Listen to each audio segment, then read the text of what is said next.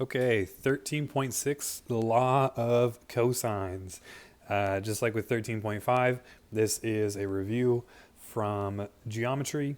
This should be pretty familiar, although it's been a while since we've worked with this specific law. This one has a lot more to I would say remember if we were in the classroom, but you've got your notes in front of you throughout all of this, so make sure you use that because it's a longer formula. There is more to it than as with the law of sines. So the law itself, let's just look at this first one. If you have a triangle, you can use this formula. A squared equals b squared plus c squared. Looks similar to the Pythagorean theorem, but then it has this extra chunk at the end, minus 2bc cosine of a. So a squared equals b squared plus c squared. So far those are all side lengths of a triangle.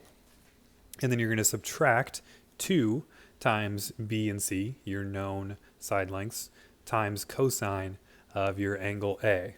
So what you need to have in order to use the law of cosines are two sides, here b and c, and then an angle. And that angle has to be in between your two sides. So let's cover the rest of that up for a second and look here. So we would have b and c with the angle in between.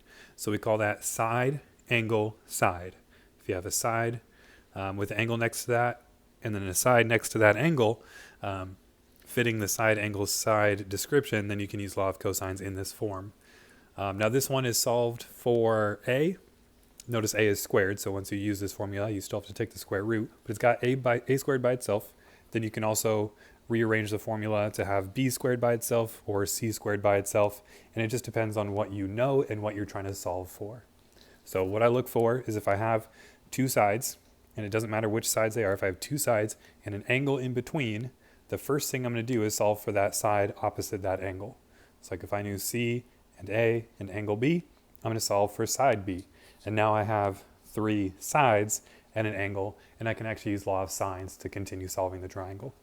So let's look at example 1 from page 966. We're going to try and solve this triangle where we can see we have a side here that's going to be side C, and we also have side A, and we have the angle B in between those. So we have side, angle, side, SAS. All right, let's use law of cosines to find side B. And so I'm just going to copy my equation right here from b squared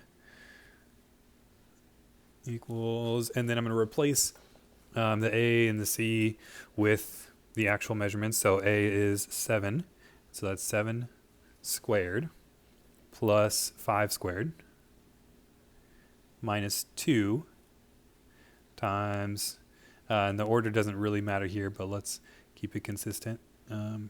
You're multiplying all these together, and so that's something that's going to play a part if you're trying to, well, you probably wouldn't be doing much of this by hand, but if you were to type this in the calculator and do it as separate chunks, make sure you do this multiplication first. So let's see, we have 2 times 7 times 5 times cosine of angle B, which is 100. Okay, so I should be able to just type that all into my calculator, just like that. You want to make sure that your calculator is set in degrees, since we have cosine of an angle measured in degrees. So remember, you can go to mode and just make sure that degrees is highlighted.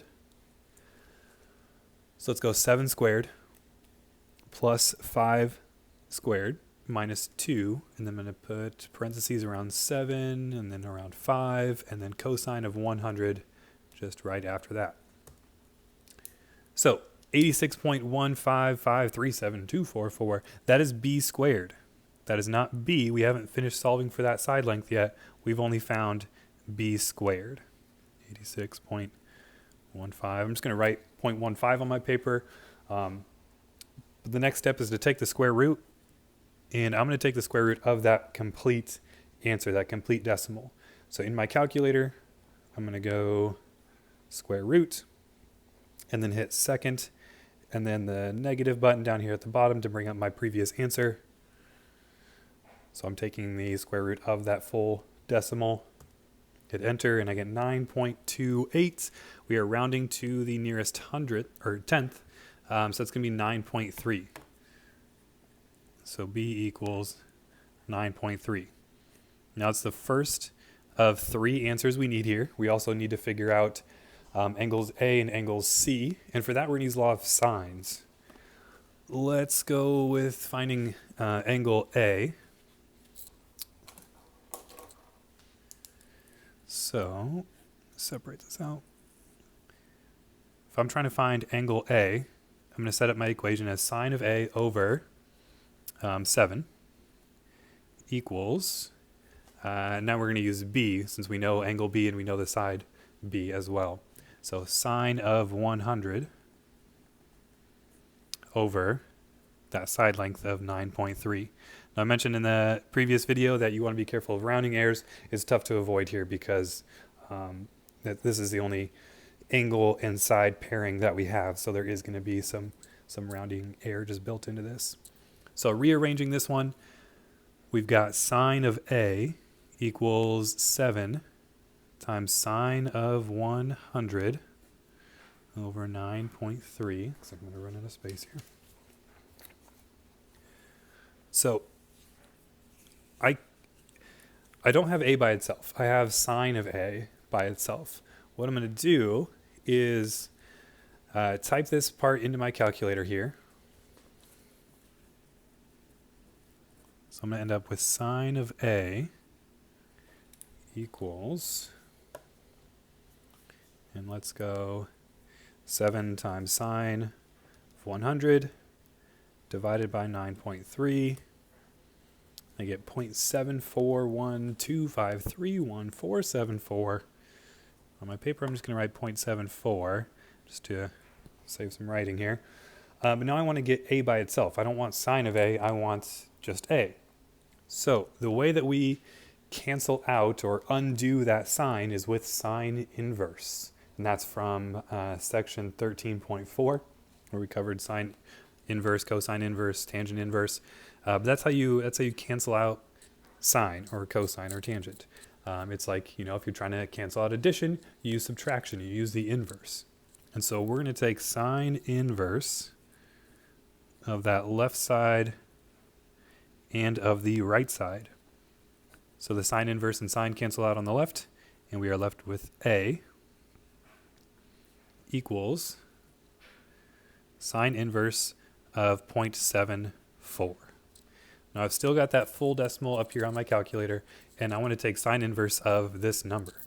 So to get to sine inverse, that's the second option here above sine. And you also have cosine inverse above cosine, tangent inverse above tangent.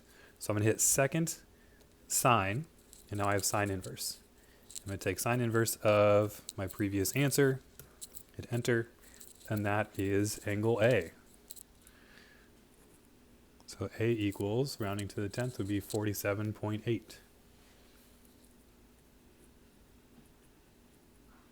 degrees. All right.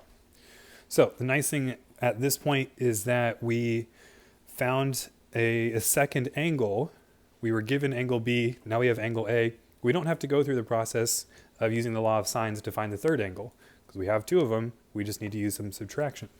So to find angle C, we're going to add our 100 for angle B and our 47.8 for our angle A, and that's 147.8. And now I'm going to do some subtraction. 180 minus 147.8. The angles still add up to be 180. It's still a triangle. 180 minus 147.8, 32.2 degrees. And that is angle C. So altogether, oops, I should label this angle. So we have angle A, 47.8 degrees, angle C, 32.2 degrees, and side B up here at 9.3.